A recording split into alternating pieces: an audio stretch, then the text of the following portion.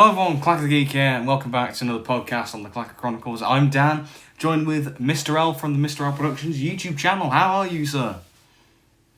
I'm doing pretty good. How are you? I'm pretty good. Now, the thing is, we've already recorded one podcast today that was like 40 minutes long of rambling about Nick Cage and other things. DreamWorks. Yeah, talking about DreamWorks. But we're not talking about DreamWorks today, we're talking about Illumination. Specifically, their recent film, the Super Mario Brothers movie, which came out a few weeks ago. Now, I wanted to, obviously I went and saw it because, I did a review of it.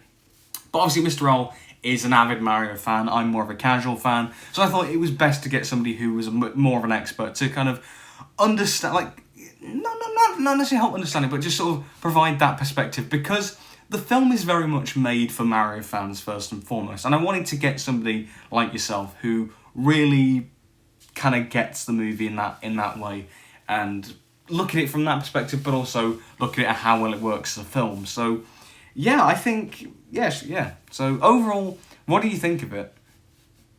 Honestly, and obviously I've got the fan bias going on, but this was a 9 out of 10. A what, sorry? It was a 9 out of 10. Oh right, really? It was I do my rankings of movies every year, so I was figuring out where to put this on my list. I came out movie and went number 3 straight away. Wow. I watched Infinity War and Endgame this year, so they're obviously 1 and 2.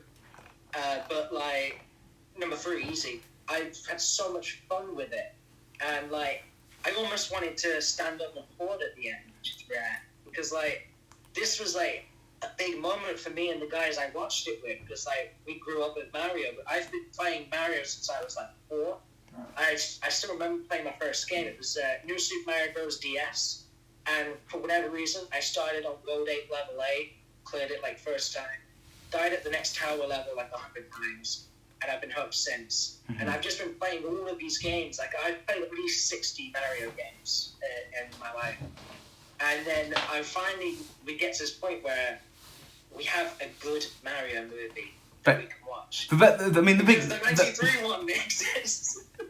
I mean, the 93 one is kind of a cult classic. It's infamously bad, but it is kind of hilarious in how bad it is. But it absolutely botched the source material. It looks not don't get me wrong. I actually think Bob Hoskins is a decent Mario, because I feel like he's that is the Italian American Brooklyn plumber. That's kind of that is a live action remake going on. And I should say that I'm not a massive Mario fan, but I do distinctly remember growing up with Mario Kart, specifically Mario Kart 8. I remember that coming out, and so my favourite scene in the film was the Rainbow Road chase scene. Just pure, I think purely because of I loved Mario Kart when I was younger, so seeing that depicted on the big screen was really fun. And I think what really elevates it is, as you said, it's the old 90s one butchers the source material. It looks nothing like it. Bowser's just a Trump knockoff. It's Trump knockoff, honestly. But his entire plan is just, I'm gonna de-evolve humans into apes. Yeah. But in this film, the aesthetics of it with the animation, I think it's probably the best Illumination film in terms of the animation. I think it looks the best. The best Illumination in done. The animation really looks great, and it captures the whole Mario spirit really well. And the colours and whatnot, and the action scenes are really fun and whatnot. And it's really creative in that regard, and I've really got to give it props for that. Yeah. So go back to the Mario Kart thing. Yeah. So obviously I've been playing Mario Kart all the time. My first one was DS and Mario Kart Wii as well, which are quite good. I play Mario Kart 8 a lot. I still do, because they released the DLC for it, new courses on Switch. There's nothing scarier for a Mario Kart player than hearing the sound of the blue shell coming at you. Especially now that you can do a mode where you play with every item as a blue shell. It's insane. So the blue shell in this movie, I was oh hell no. But that was honestly so badass. Honestly, it just comes out the rack, just becomes the blue shell and just targets Mario. I was all right, that's nice they put that in there. No, that's one of the biggest things for Mario Kart. Is the goddamn blue shell coming in. Again, it's that kind of thing, it's like the whole sort of, it's made for the fans, like, you recognise these things, and also as well, the music, the different music cues from Mario's past. Not the pop song, not the licensed pop songs, because they were stupid. Yeah, they were... I do have to mention the DK rap, though. That was great. The DK rap turned up, and going into this movie, my friends we made predictions on what would be in the movie, and I said the DK rap. So imagine my shock that they actually used this in the movie. Yeah, that not the whole thing, but they just used a little bit, and I was like, DK rap. and also the original, the old Mario show theme for the plumber advert. The Super Mario Bros. Super Show. I've got a lot of that on DVD. Yeah. Yeah, but there's like so many little references that I'm probably none the wiser on, to be honest, because I'm not an avid Mario fan, so it's probably lost on me a lot of it. But for an avid fan like yourself, I think it's quite rewarding. Yeah, especially just in the end credits as well, when you got everything from Mario Bros. 1 to Mario 3, Mario World. What was the song that played again? What's the track called in the end credits? I think it was just called staff credits. Oh, what was the isn't it? I swear it's based on a specific track. I'm actually kicking myself now. Yeah, but the music was really good. Especially there was this one scene where when they first arrive at Toad Town and they're making their way up to Peach's Castle, and it calls back to Mario 64, Mario 3D World. There's all sorts of little bits of music from old games just put in there. There's even a bit like Luigi's Mansion with bone tubes going on in there during the scene where Luigi's with the dry bones, so that's quite cool. But just the music was honestly great.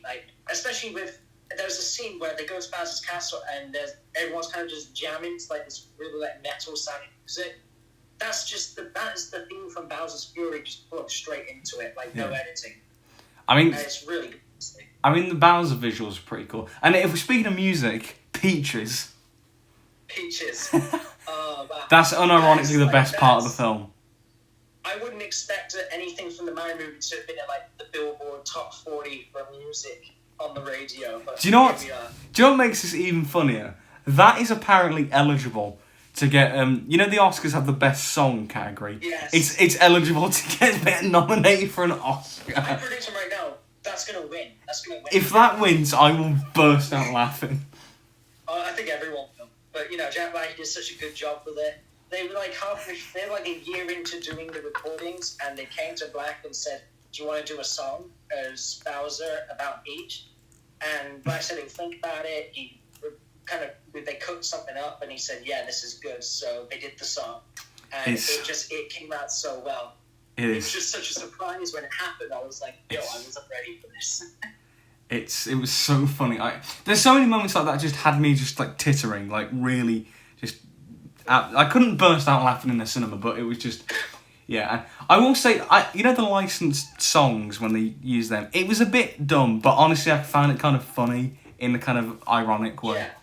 Some of them I really liked them using, No Sleep Till Brooklyn made sense. It was used in the real world when they're in Brooklyn. There's never a wrong time for Thunderstruck, so I'm fine with that. The one that really seemed out of place to me was Take On Me. Yeah, what are they taking? There is a reason they did that. When Super Mario Bros. Released on the NES in '85, Take On Me was the #1 song on the charts. So that's why they used it. So I get why they used it, but I think they didn't use it in the right place. Yeah, especially when they composed a track for that scene beforehand that used all music from the Donkey Kong Country games, which would have made sense and was a really good piece, actually. It's on the Spotify soundtrack.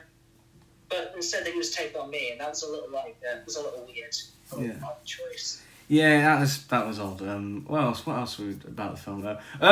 Characters voice acting. When they got announced, when Chris Pratt's Mario and when all that got announced, what did you think of the voice acting? I remember the announcements. It was playing Mario beat Chris. He's so cool.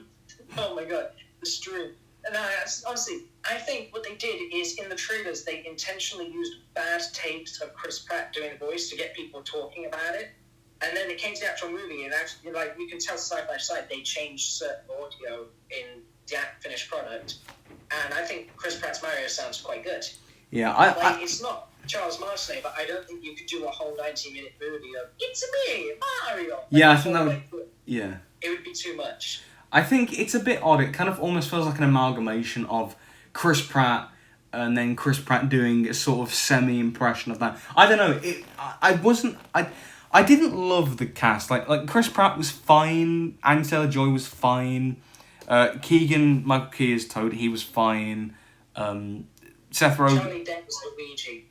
Oh, I thought he was great. Yeah, I thought he was good. Charlie Day, like, he was just doing his own voice, really, but, like, he has such a unique voice, honestly. I think it worked. And then, obviously, you've got Jack Black as Bowser, who, like, was running circles. Seth Rogen as Donkey Kong was just himself. Yeah. That was a little strange. Yeah. I think, like, the really underrated performance here was Kevin Michael Richardson as K-Man. Because, like, I don't really know what he normally does usually, but I think he does a lot of VA work, and I think K-Man just sounded really good for this movie. Yeah. But yeah, Bowser, Jack Black was the obvious winner. Yeah, like, he was running circles around everybody else. But yeah, overall, like, I think for me, like, it's enjoyable in that regard, in the kind of, like, ha ha ha, they play a random pop song, ha ha, there's Mario references, ha ha, Jack Black singing is about peaches and stuff. It's kind of ironically funny in that regard, but I honestly kind of find it a bit sort of standard. Like, it's, for me, I find it, I mean, as like not an avid Mario fan, I found it kind of just, it was okay.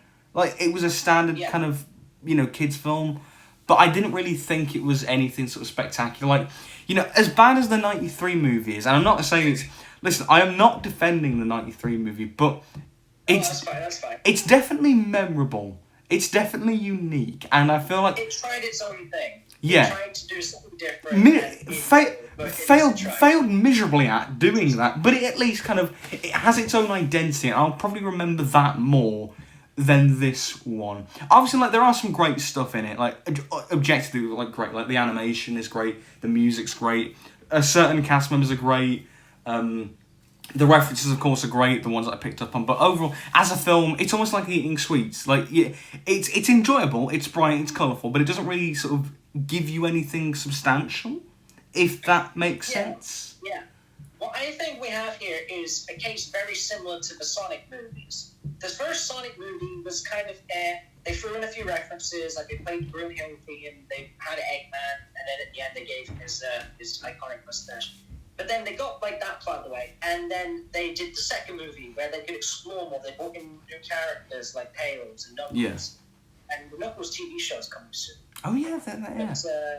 But, then Sonic 2 was just so much better, and they got to do much more with it, especially with the Death Egg robot at the end. That was really cool. Yeah, I think for me, the first Sonic movie just felt like your kind of standard kids road tripping film, and then It wasn't really much of a Sonic movie. There actually wasn't that much in their Sonic latest. And the second film definitely felt more like a Sonic movie. And even though, again, I'm not an avid Sonic fan, I still enjoyed the Sonic 2. Sorry. I think I just enjoyed that, even regardless of what I thought of because I just thought the story and the character were fun, and Jim Carrey was fun, and I just thought it was fun, and I think overall I'm not mad on the Mario movie. This personally. See, I'm getting really deep into Sonic games as well, and I feel like the third one's going to be very good. They're bringing in Shadow the Hedgehog, who's very infamous as being over the edgy at times. Oh yeah. He's kind of an anti-hero, but then in his own game, Shadow the Hedgehog 2005. They gave him a gun, and it wasn't very well received. And then bit like if you did it with Batman, eh? Yeah, he's been kind of written out since, especially since 06, because there was a game in 06 that was just universally hated in the Sonic community. Mm-hmm. So I feel like he's going to be interesting because they can do more of that. And I feel like similarly with Mario is that now that they've got the basic Bowser Peach storyline out of the way, they can bring in other stuff. I really want to see them touch into the RPGs.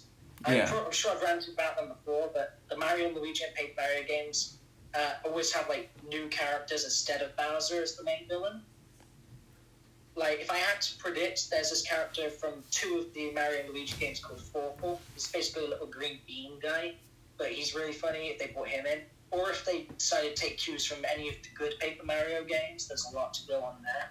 Mm-hmm. But I feel like now that they've got Bowser out of the way with, what they should do is utilize Bowser as the reluctant ally for Mario, because quite often Bowser's a playable character as a hero, Yeah. and those are the best games. The best Mario and Luigi, Bowser's Inside Story, you play as Bowser. Best Paper Mario, Super Paper Mario, you can play as Bowser. It's a winning combination. I can imagine that actually really working. With Jack Black's Bowser, I can imagine that really working. Exactly. But actually, you know what? I thought when he first cast, I thought he would be the perfect it's kind of like he doesn't want to be on the same side as Mario, but he kind of needs to, because if the kingdom gets destroyed, there's nothing for him to lose. So actually, you know what? You bringing up the fact of the Sonic movies, I think that's actually a really good point of comparison, because what I've noticed with that first Sonic movie and with this Mario movie is, with these kind of video game movies, if they ever like spawn off into franchises, the first film's always very simplistic. I think it's more to let them build off of each other, like in future sequels. And obviously you've got the brand recognition, so you know people will go see it anyway, and so you will have enough money to warrant, you know, sequels and spin-offs. But yeah, I've noticed that actually with like these video game movies for the first time are very kind of bland. I mean, I haven't seen it, but Uncharted, I've heard the same thing about that as well. See, I don't know anything about the games, but the movie was just meh. It was alright. Yeah. But I feel like that's what they do with the games, is they give you the movie, they give you just the basic storyline, like a template games, and then they can build on that in sequels. Because you know there's going to be a Mario sequel at this point. Oh, I mean, this film is close to getting $1 billion at the box office. I mean, you know. I hope it does, honestly. But I feel like we could be looking at maybe a Luigi's Mansion spin-off with Charlie Day. That wouldn't need Bowser as the villain. The main villain of Luigi's Mansion has always been King Boo, who was briefly in this movie in the background. Oh, yeah. So they could do that. They could try and do Galaxy as a game, because Bowser's actually kind of intimidating in Galaxy, unlike most of the others. But, like, there's a lot of options here where they can use different, less Bowser Kidnap Princess kind of storylines. They can try and do something more out there, more story. And I feel like the first movie, it's basic, but that's what it needed to be, and that they can then go on to doing bigger stuff in the next ones. Hopefully, yeah. But yeah, overall, I'd give it on its own probably a 6. That might be a sacrilege to say, but that's fine. I think by itself, like, if you like, especially if you take the plot, it's definitely like a 6. Mm-hmm. But like, as someone who picked up on like all of the tiny references, like, and like the impact of like what this movie meant to me at this point is like the experience is 9 out of 10 straight away. Yeah, I think actually, I mean, yeah, with like video game movies, if you're attached to it, then obviously you're going to love it. I mean, do you remember the Detective Pikachu movie that came out a few years ago? Yes. Well, the thing is, I didn't really play that. I didn't play that Detective Pikachu game, but I really loved Pokemon when I was younger. Like I did have my Pokemon phase, so I really enjoyed that movie a lot more than say this Mario movie or the Sonic movies. Just because I thought the world was more interesting, and I just enjoyed it more because I had that connection with it. But yeah, I think that's actually interesting that we've brought these things up, and you know. Why I find this kind of average. I think, compared it to other video game movies, I think it's a fair point. I've never really played Pokemon ever, so like I went to Detective Pikachu solely for Ryan Reynolds being in it. Yeah. So but I thought it was alright and everything, but it was nothing amazing. It probably was to me what Mario movie was to you. Yeah, and I think that's actually quite... The thing for me was the Sonic movie, because at that point, like, I only really deeply got into Sonic like in 2022. And obviously the first Sonic movie was 2020. Yeah. So I played a few of the games when I was younger. So I knew enough about the series that I cared, but not enough that it was like, oh, I'm looking for little details. So I really enjoyed Sonic when it came out. Yeah. By the time Sonic 2 came out, I played a few more, and I really appreciate what they did with that one. And now that I'm just really deep into Sonic games, I feel like the third movie is going to be like, I'm going to really enjoy that.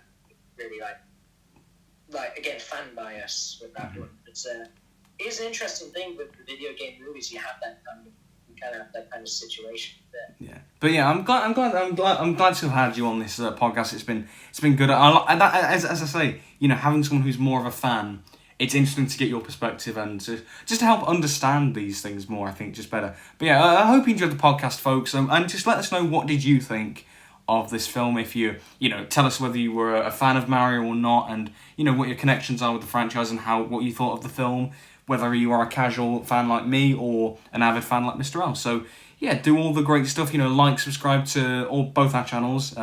More so to mine because you've got enough already. Yeah, not that many more.